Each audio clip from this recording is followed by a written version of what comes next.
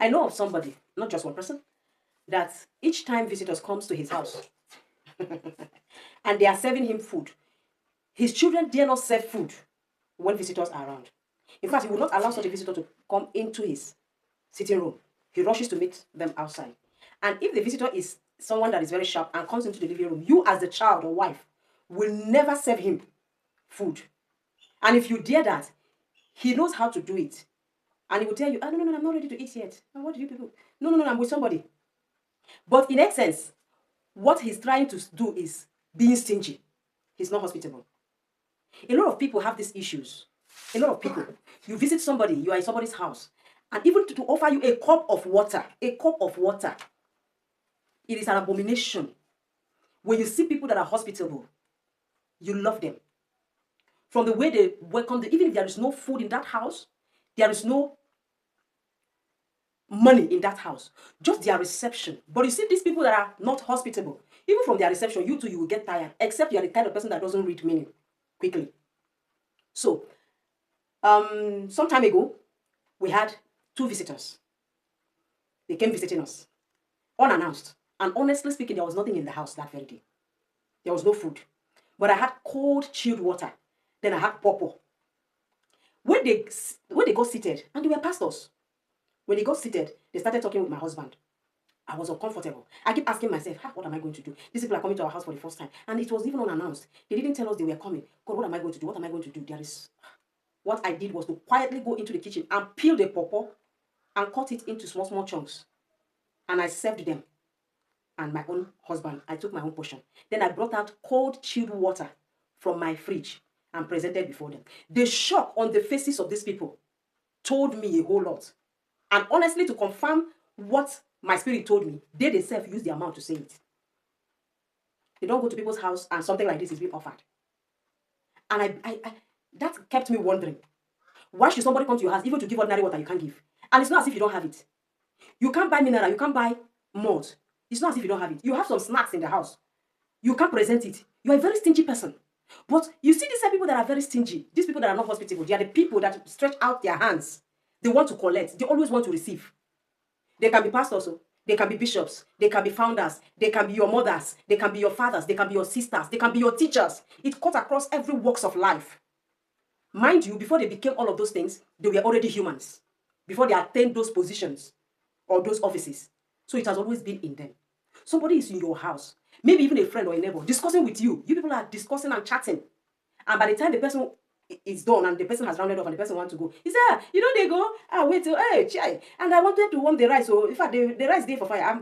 I put water on the fire. I'm about to put water on the fire so that I will make eba, so that you eat. You're a stingy person. How long did that person stay in your house? That you can't, even if you were to cook a fresh food, the food for don't done. Person way go do. As soon as you step in, there is a culture with these Jewish people I've watched. Sometimes you visit a home, from the outside, they pour cold water on your legs. That is a way of receiving you. That's another form of hospitality. But hospitality doesn't really have a pattern. I'm saying this because I think it is part of their culture. You can form a culture for yourself. Culture of hospitality. Hospitality does not only end in our homes. Although they say charity begins from home. If you can't show hospitality in your house to your neighbors, as far as your next door flat neighbor, your neighbor in the area, your friend that came visiting, even family members and relatives. There are people that their family members and relatives visit them. They finish cooking, they dish out and keep it inside the kitchen. Come on. If you can't do those things in your own home, you can't do it outside. You sit in the bus with somebody and you actually, maybe the person say, please, my teeth is not complete. Can you help me? Do I know you before? You enter the motor because of me. What nonsense. You pick a quarrel because you're a stingy person. You don't even know if it is an angel that is asking you. The Bible said that Abraham, because of his hospitality, he did what? He entertained angels. So if you don't know that it pays to be hospitable, kill your stinginess today. It is very evil. Blessed is the hand that giveth than the one that receiveth. It's obvious that majority of the time it is not the people that you are hospitable to that return that hospitality. Because you cast your bread upon so many waters, and after so many days, so many years, you will find administration. When things are beginning to happen, you don't know, you can't explain it. You forget that it is the seed that you have sown. You can pay somebody's fare. You may be on the street and you see somebody crying. You can sow the seed of hospitality, of comfort. Try to ask the person, what's the problem? Where can you help? You see an old woman carrying a very heavy luggage, and you are in a hurry, going somewhere, and that old woman or old man beckons on you, and you don't even want to listen. My husband was going somewhere someday, and he said he met an elderly man, not really old, that have cut some logs of wood, and he had children, but they couldn't come to help him. He doesn't know my husband from anywhere, but he pleaded with my husband if he could help him. My husband obliged and did that. That's being hospitable.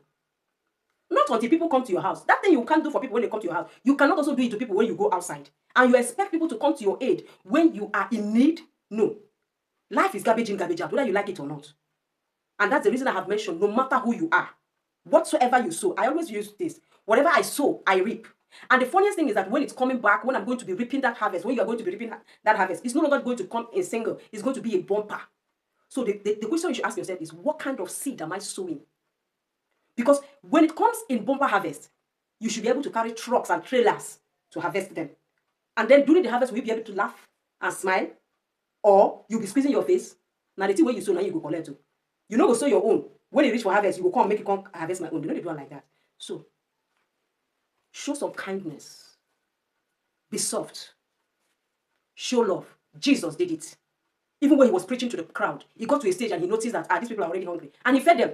Pastors and ministers of today will always be asking their members, give, give, give, give, give. But the same pastor, a member or members will be in need. The pastor cannot even bring anything to give. Yet they give offering in that church. You collect tithe from them. You collect seed of faith. You collect miracle power, whatever. They just coin names in so many ways. Check the life of that pastor. You will see that the life is even diminishing more than that of the members. So be hospitable today. Show love. Jesus showed us. Remember, he said on the last day, a lot of people will be disappointed. He said, I'm in prison. I was in prison. You didn't visit me. Lord, when were you in prison? I was hungry. You didn't give me food.